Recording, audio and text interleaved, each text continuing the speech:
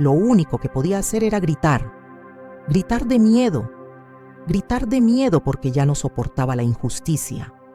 Gritar de miedo porque en ese momento era lo único que me quedaba para no volverme loca. Pero a nadie le importó.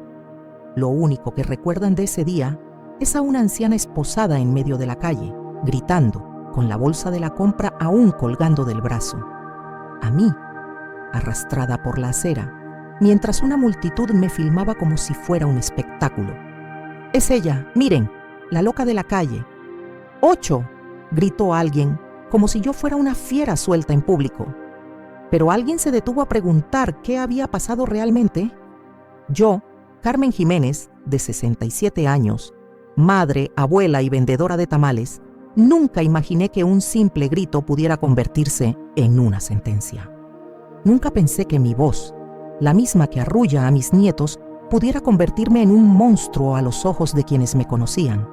Y lo más cruel, no fue la humillación de las esposas ni la dureza de las manos de los policías. Fue el silencio de quienes me veían a diario y no dijeron ni una palabra en mi defensa. Me condenaron ahí mismo, en plena calle, sin juez, sin abogado, sin posibilidad de explicación.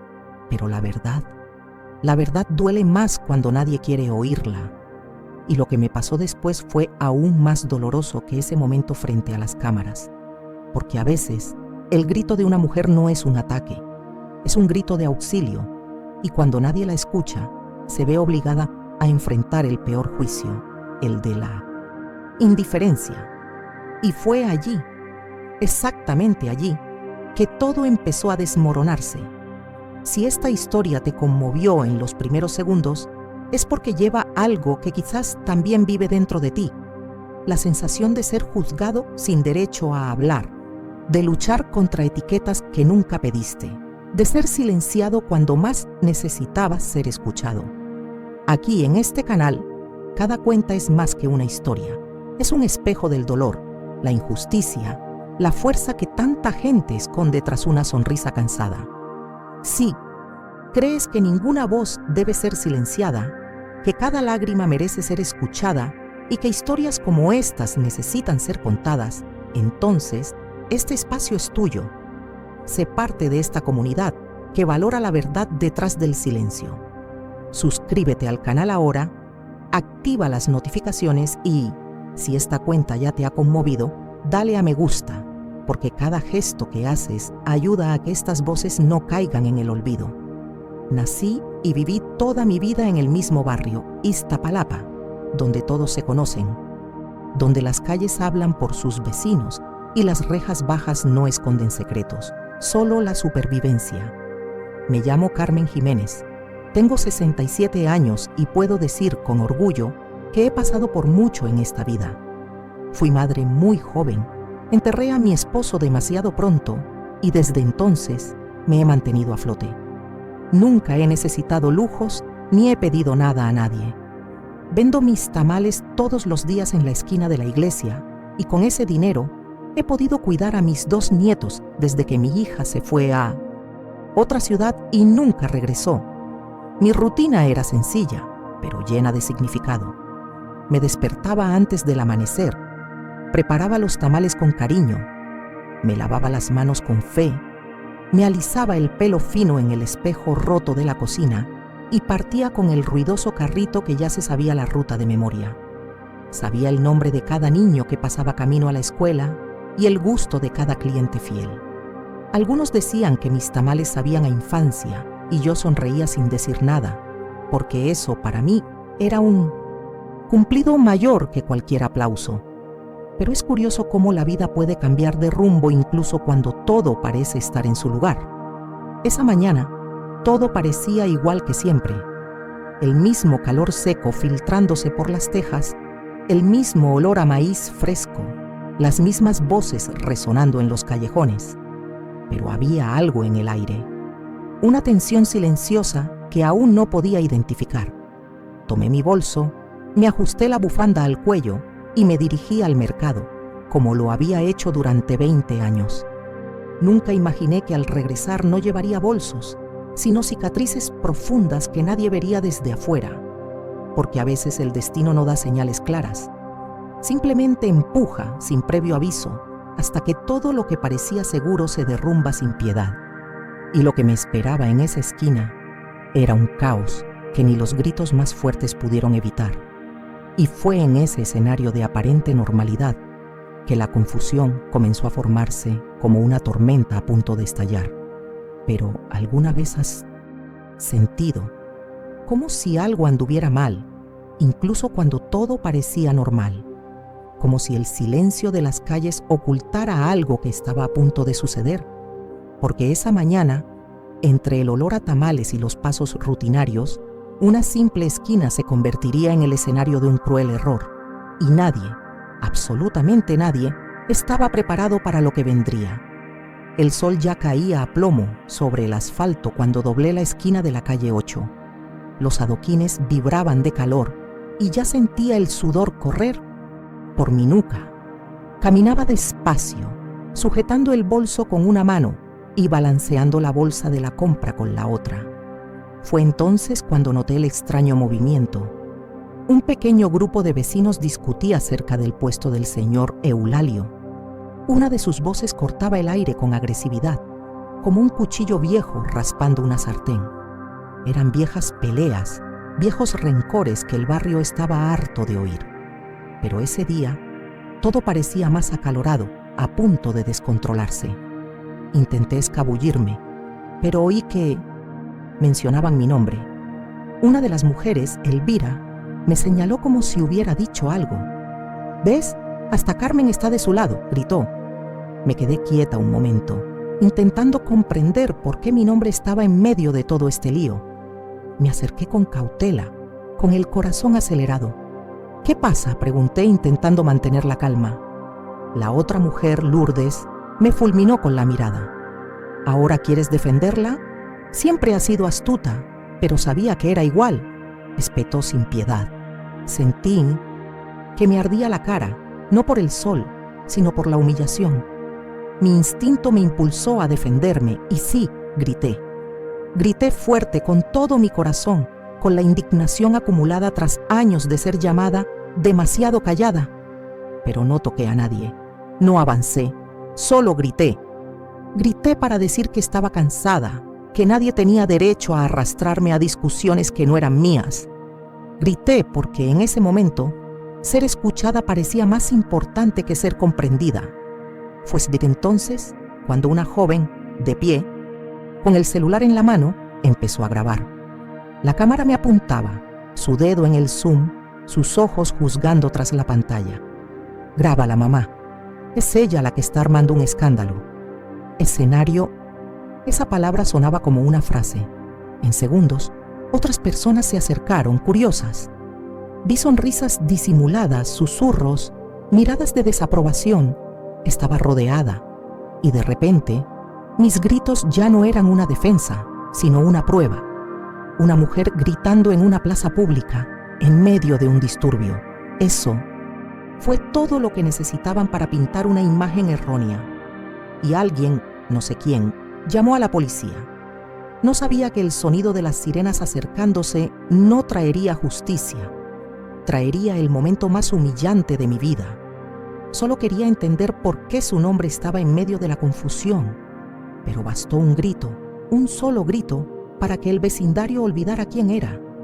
Y cuando la cámara empezó a grabar, lo que se suponía que sería una súplica de respeto, se convirtió en un escándalo.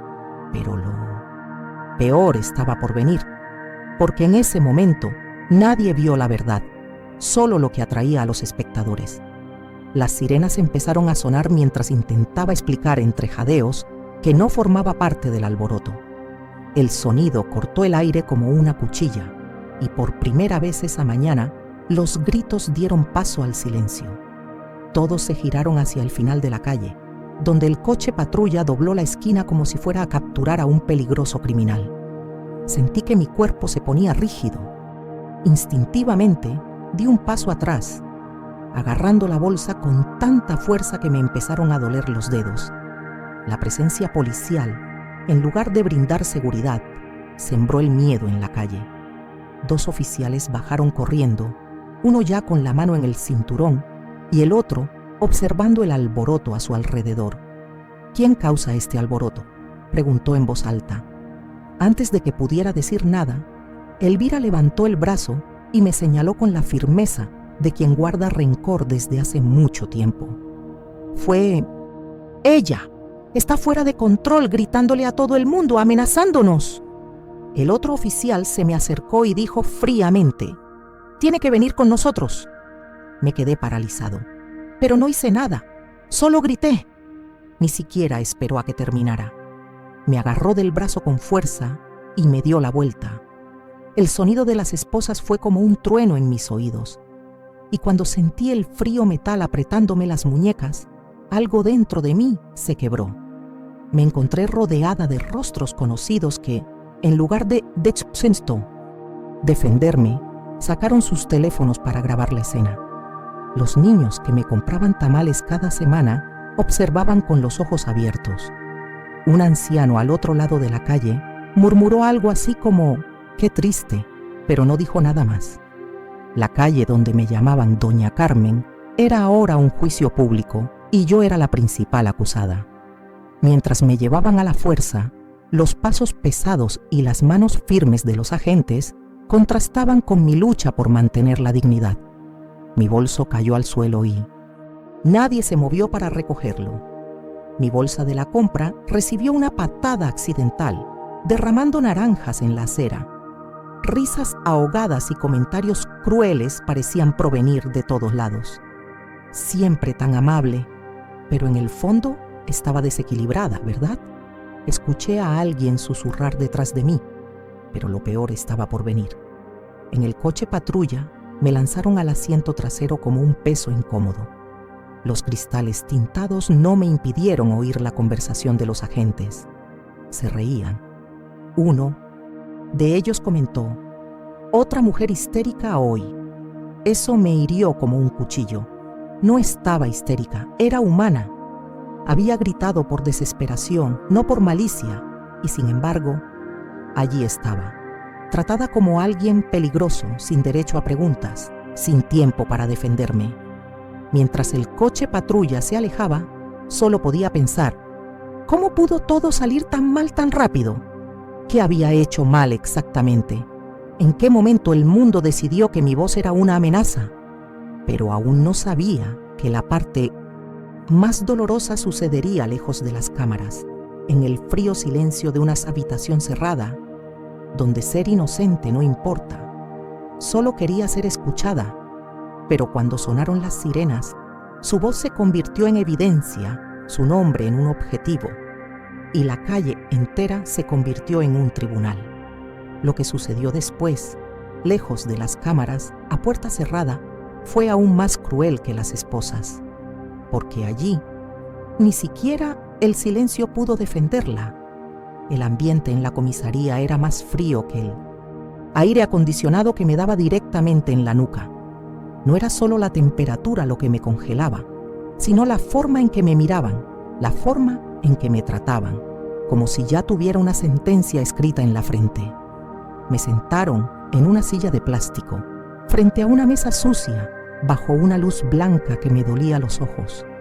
Nadie me ofreció agua. Nadie me preguntó si estaba bien. El agente que tenía delante apenas me miró a los ojos cuando empezó a hacer preguntas. Pero la verdad es que no.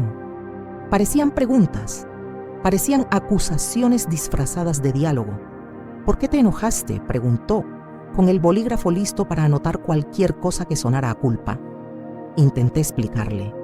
Le dije que solo había gritado, que no había tocado a nadie, que me habían metido en ese lío sin querer. Pero con cada frase que pronunciaba, me interrumpía con otra pregunta o con un «eso no es lo que dijeron los testigos». Era como gritar en un pozo donde nadie podía oír, donde todo resonaba como si yo estuviera equivocada por existir.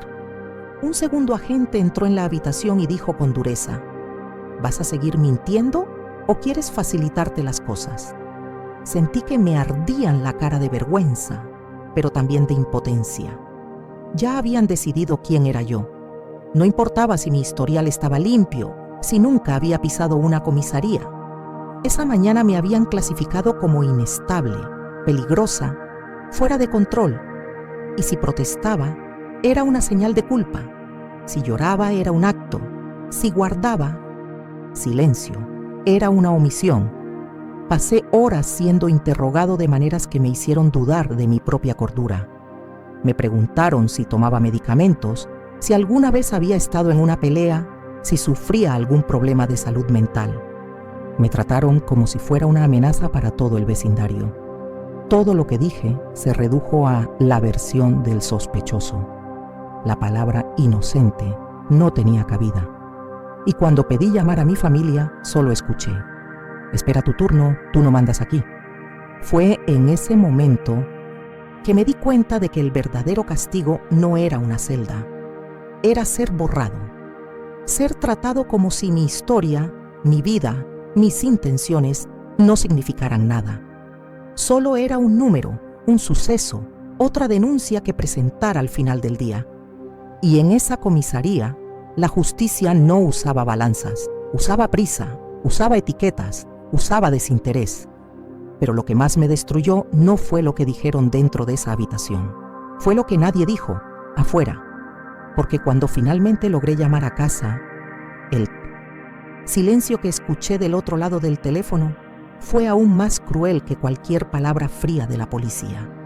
Pensó que lo peor había sido que la esposaran en público. Pero allí, bajo la fría luz de esa habitación, se dio cuenta de que la verdadera violencia era invisible. Porque en ese lugar nadie quería oír la verdad, solo confirmar la culpa que ya habían decidido. Y cuando por fin logró conectar, el silencio al otro lado de la línea lo dijo todo.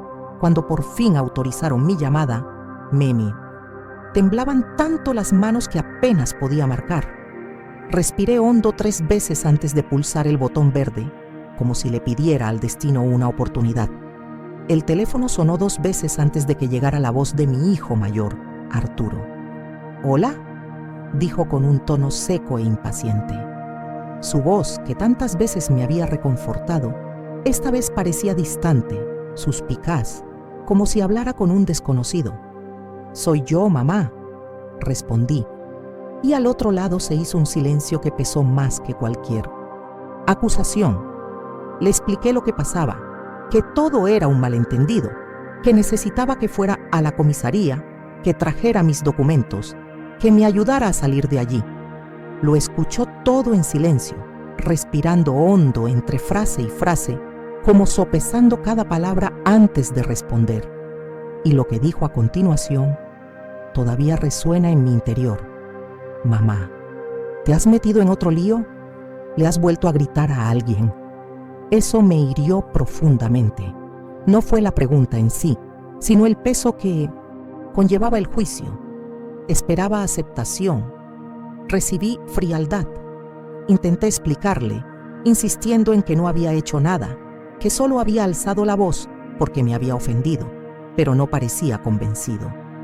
Dijo que intentaría ir esa misma tarde si podía salir del trabajo. La conexión se cortó al poco tiempo. Me quedé allí, con el teléfono muerto en la mano, con el corazón más pesado que nunca, porque no hay prisión más cruel que la que nos ata al abandono de quienes más queremos. Cayó la noche y seguía en la misma silla. Cuando me metieron en la celda, sentí que había dejado de ser alguien. Las otras mujeres dentro también tenían historias. Algunas gritaban, otras lloraban en silencio. Me senté en un rincón contra la pared, abracé mis rodillas y apoyé la cabeza contra el frío hormigón. Nadie me llamó por mi nombre. A nadie le importó que, horas antes, había sido una abuela que vendía comida en la esquina, sonriendo a los niños del barrio. La soledad en ese lugar no era solo geográfica, era emocional, era invisible, era aguda. Y a medida que pasaban las horas me preguntaba si irme realmente cambiaría algo, porque tal vez, incluso fuera de la celda, ya me habían condenado por algo que no hice. Y lo más cruel de todo era saber que mi propia familia, tal vez, ya me había condenado también. Pero el destino a veces tiene formas inesperadas de devolvernos a la luz. Y fue precisamente una de esas formas la que empezó a aparecer afuera, sin que yo siquiera lo imaginara. Mientras estaba sentada en la fría celda, mientras las horas se arrastraban como si el tiempo hubiera olvidado cómo moverse. Algo muy importante estaba sucediendo afuera y yo no tenía ni idea. En medio del caos de ese día, había una joven llamada Mireya, nieta de doña Lucia, una de mis clientas más antiguas. Lo grababa todo con su celular, pero a diferencia de las demás, no para exponer, sino para comprender. Al llegar a casa, no pudo dormir. Algo en la escena la inquietó. Quizás fue que el hecho de que me había visto tantas veces ofreciendo tamales con amabilidad. Quizás fue la impresión de verme esposada por algo que claramente no parecía una agresión. Así que decidió publicar el video completo, sin cortes, en un grupo local de Facebook. El título era simple: ¿esta señora realmente hizo algo tan grave? El video me mostró gritando «sí», pero también mostró claramente que en ningún momento toqué a nadie, que me provocaron ni que intenté alejarme. La grabación comenzó antes de que llegara la policía y reveló el verdadero origen de la discusión. En cuestión de horas, cientos de personas comenzaron a comentar, muchas reconociendo mi voz, mi apariencia, mi historia. Entre estas personas se encontraba el agente Javier, un joven oficial recién transferido a la región. Al ver el video, algo en su interior se encendió. No era solo la situación en sí, sino la premura con la que se gestionaban casos como el mío. Imprimió el video y lo llevó a la comisaría, dispuesto a hablar con el jefe. Pero allí encontró resistencia. Esto no cambia nada. Ya está en el sistema. Si lo cambiamos, pareceremos débiles. Esas fueron las palabras de su superior, pero Javier no se rindió. Guardó el video en su teléfono, imprimió copias e intentó hablar con otros compañeros. Mientras tanto, mi hijo Arturo por fin apareció. Cuando vio el video en redes sociales, porque alguien en la calle lo había etiquetado, algo en él pareció cambiar. Recordó a la madre que siempre había defendido, la mujer que lo crió con sacrificio. Y en ese momento, entre el orgullo y la vergüenza, decidió actuar. Fue a la comisaría con un abogado amigo de la familia y exigió que reexaminaran mi caso. Mostraron el video, cuestionaron el informe y señalaron la falta de pruebas reales en mi contra. Fue el primer momento en que me di cuenta de que poco a poco la situación estaba cambiando, pero no fue fácil. El jefe de policía, un hombre mayor con ojos acostumbrados a ver el dolor como algo cotidiano, se mostró inicialmente inflexible. Dijo que el caso era sencillo, que la mujer en cuestión, yo, había causado un revuelo y que era común que la gente a esa edad tuviera arrebatos emocionales. El abogado insistió: el video muestra algo más.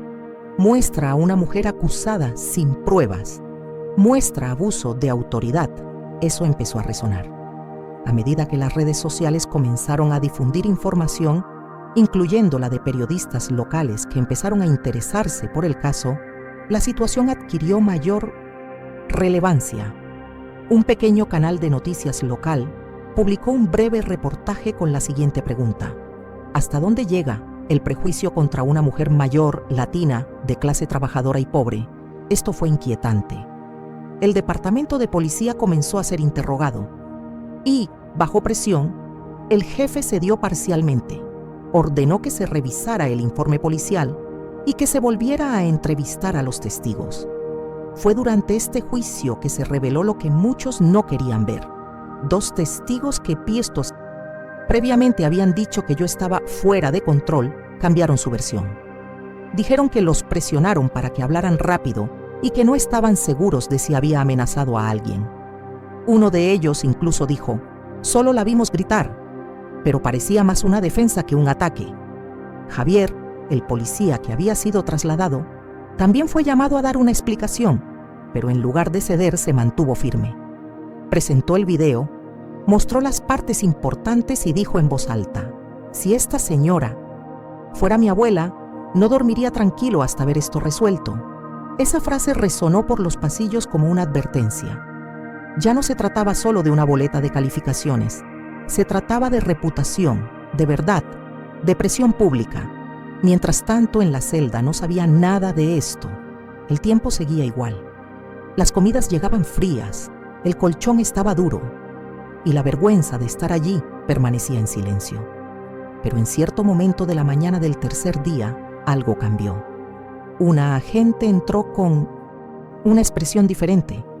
Sostuvo una hoja de papel y me miró durante más de 2 segundos, lo cual ya era raro. Susurró: «Tienes gente ahí fuera luchando por ti».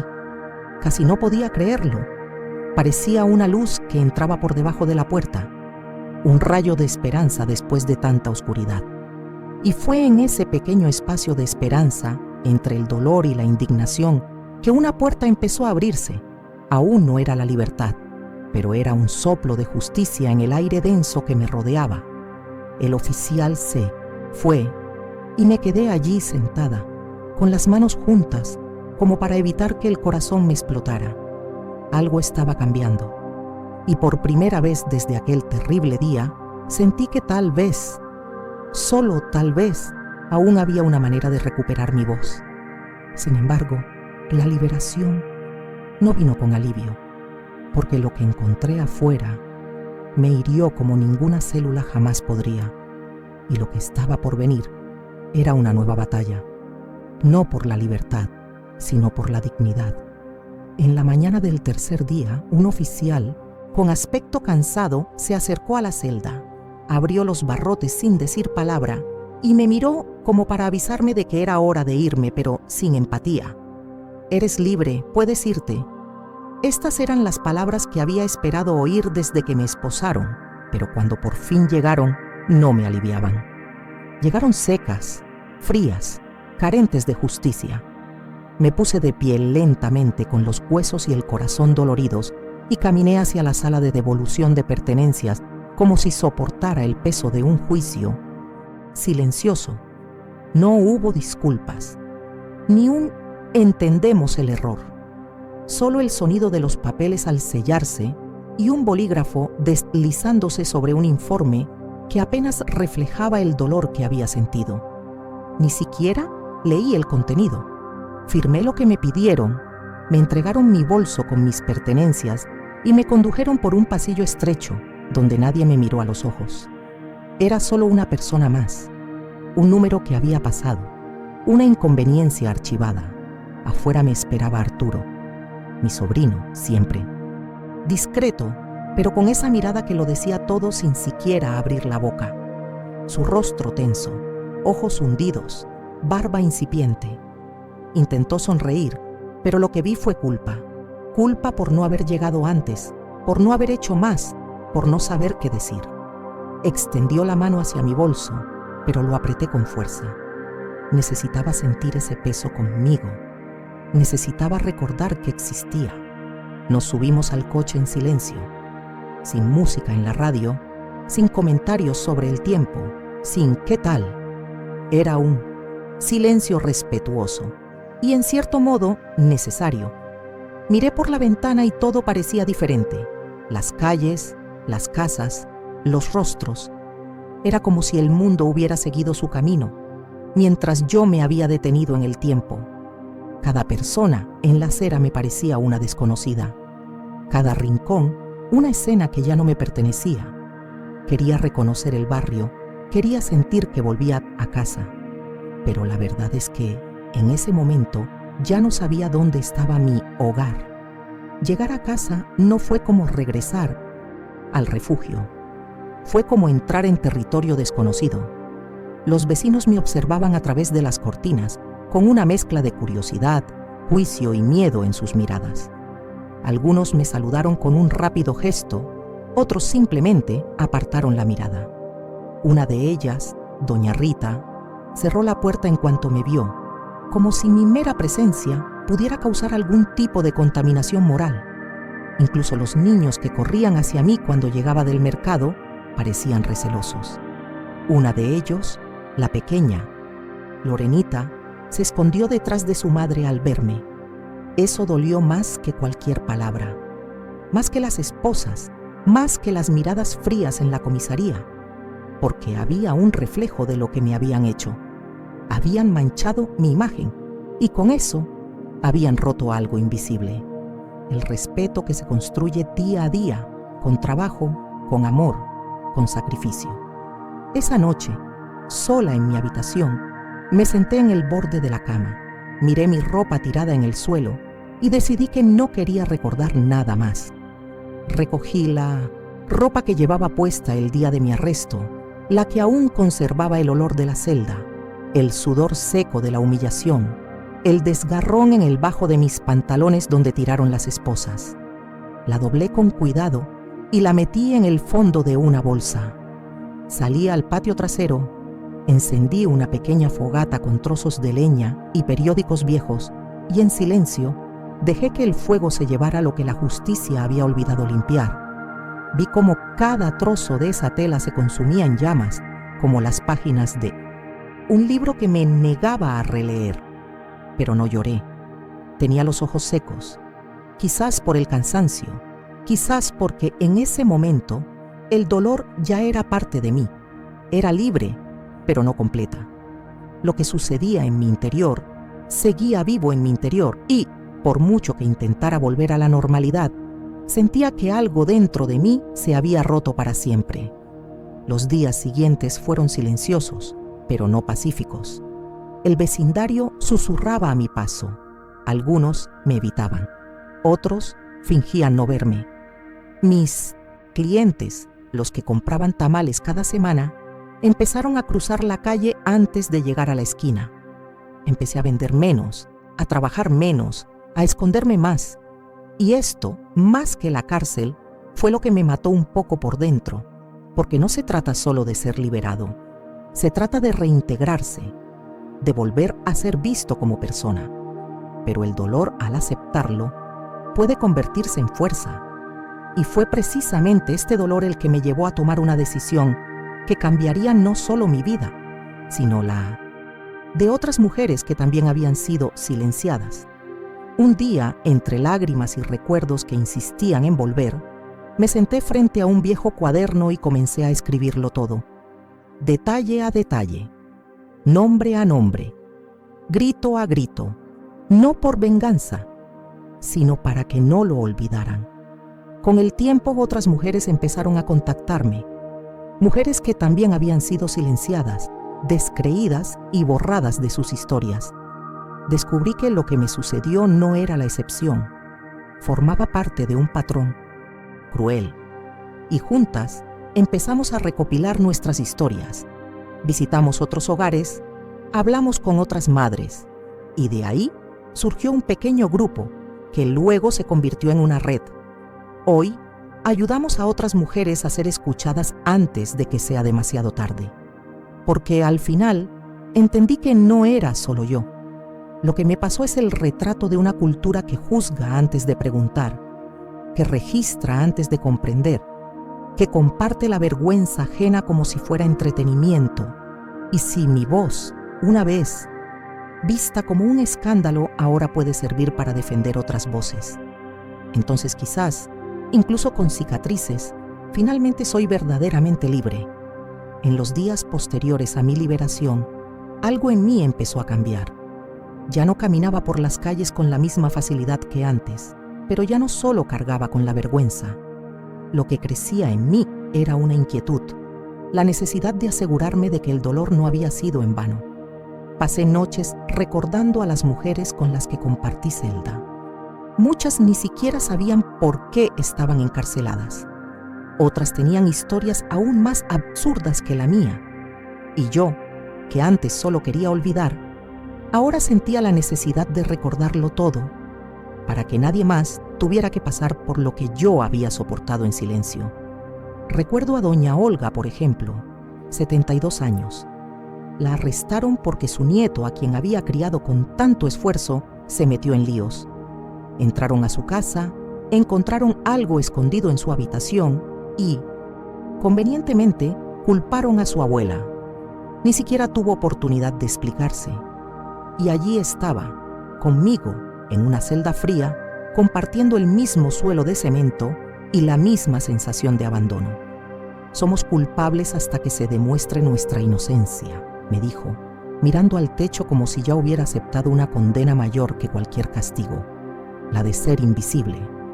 Y luego estaba Estefanía, una joven de apenas 24 años que lloraba en silencio todas las noches porque la habían detenido sin siquiera entender por qué.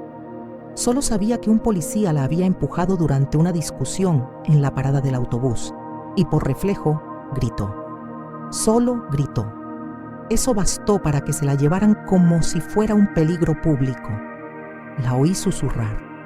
Mi madre no sabe dónde estoy. Me destrozó, porque nadie debería desaparecer así en medio de la vida, como si no fuera de carne, hueso ni alma. Estos recuerdos comenzaron a formar parte de mí. Empecé a despertar en mitad de la noche, con frases en la cabeza, recuerdos que volvían como destellos. La injusticia tiene un olor, un color, un sabor que no se te va de la boca. Y entonces, un día, agarré un cuaderno viejo del estante de la cocina, el mismo que usaba para anotar los pedidos de tamales, y empecé a escribir. Escribí mi historia con detalle. Escribí sobre la injusticia, sobre las miradas que me condenaban, sobre los días en que me trataron como si nada. Cada palabra era una herida que se limpiaba, cada página un fragmento del dolor que abandonaba mi cuerpo. Le enseñé el texto a Mireya, la joven que había publicado el video. Lo leyó en silencio, con las manos temblorosas. Al final, con lágrimas en los ojos, me dijo: «Señora Carmen, necesita compartir esto con otras mujeres». Fue en ese momento que comprendí algo profundo. No me habían arrebatado la voz, simplemente la habían mantenido oculta, silenciosa pero viva. Así fue como empecé a visitar centros comunitarios. Al principio solo observaba, escuchaba historias. Me sentaba en círculos de mujeres que hablaban de abusos, encarcelamientos injustos, abandono, hijos arrebatados injustamente y cómo la sociedad aún duda del dolor de las mujeres. Un día me armé de valor. Caminé hacia el frente del salón, respiré hondo y conté mi historia. Algunas mujeres lloraron, otras simplemente me tomaron de la mano, pero todas, sin excepción, sintieron lo mismo: el peso de haber sido descreídas, silenciadas, borradas. Descubrí entonces lo que era la resistencia. No la resistencia de gritar más fuerte, sino la resistencia de continuar incluso cuando el mundo intenta silenciarte. Y continué, porque por primera vez vi mi dolor transformarse en propósito. Vi mi pasado herido convertirse en un puente para que otra mujer se levantara. Creé un pequeño grupo de apoyo. Lo llamé Voces que no se silenciarán. Empezamos siendo 5, luego 12. En pocos meses éramos más de 30. Mujeres sencillas, guerreras, costureras, vendedoras, cuidadoras, amas de casa, abuelas, como yo. Todas con rasgos diferentes, pero con el mismo deseo: no dejar que nuestras historias mueran en silencio. Recibimos donaciones de cuadernos y conseguimos un espacio en la escuela comunitaria para reuniones quincenales. Y en cada reunión, una nueva historia nos unía, nos fortalecía y nos sanaba. E incluso con poco, sentíamos que estábamos construyendo algo grande, algo que ninguna cárcel, ninguna sirena, ninguna acusación sin fundamento podría silenciar. Hoy, cada vez que cuento mi historia, no lo hago por venganza ni para reabrir heridas. Lo hago porque sé que hay otras voces como la mía, atrapadas en cuerpos cansados, que claman por ser escuchadas, y si mi dolor puede darle fuerza a alguien, entonces se ha convertido en algo más grande que el sufrimiento. Pero lo que nadie imagina es que esta no es la única historia marcada por la injusticia en mi familia, porque mi propia hermana vivió algo aún más cruel y durante mucho más tiempo. Durante años pensé que había elegido el silencio, que su actitud distante era solo parte de su personalidad, pero ahora lo entiendo. El silencio, a veces, es solo una forma de supervivencia. Y la historia que llevaba consigo, una que ni siquiera nuestros padres conocían, cambia todo lo que pensamos sobre el dolor, sobre el perdón y sobre lo que realmente significa soportar. Un día, sentada en el pasillo de nuestra casa de la infancia, me contó que a ella también la habían esposado, pero en su caso, las esposas no eran de hierro, eran de miedo, de vergüenza, de un trauma no mencionado. Y cuando empezó a hablar, supe que necesitaba contar no solo mi historia, sino también la suya, porque a veces los dolores más grandes no gritan.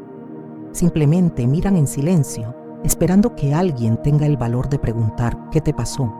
Y por eso, antes de terminar este video, necesito contarles la historia de mi hermana, porque lo que le hicieron no solo fue injusto, fue inhumano.